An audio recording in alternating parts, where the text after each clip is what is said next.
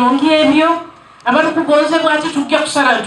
Omuhwezi wa mukuru w'ihanga Major Jessica Lupo nagira ngu sente zona ezirikuza kutebwa mu programu egizahikira accounts za districts kandi ashabire ba chairman LC5 okureba ngu sente zizakozesebwa kurungi. And for PDM, all the money for PDM is there.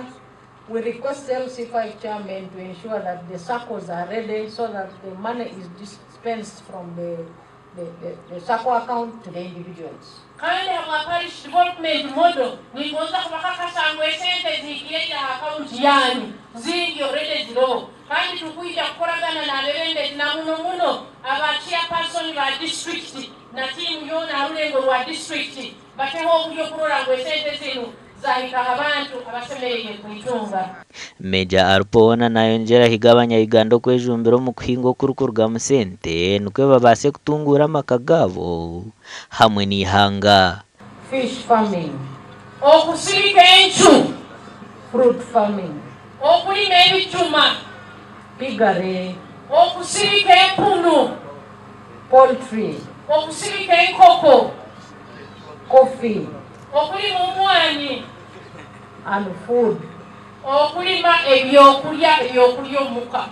Godfrey Muongoro mukuru w'entebe ya katana bwa district ya Kibaale ashabira ba National Forestry Authority okwigura ensharo z'ekibira kya Kagombe Forest Reserve ezicererirwe kwigurwa. As the government, Kibaale district government, we are working out with the NFA and the ministry responsible, Ministry of Lands. We want support to open the boundaries of Kagombe Forest Reserve.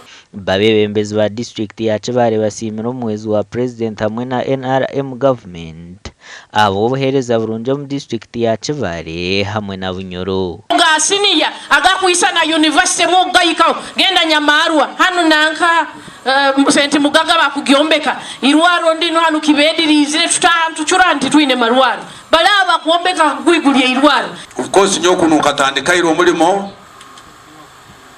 mukubagambiro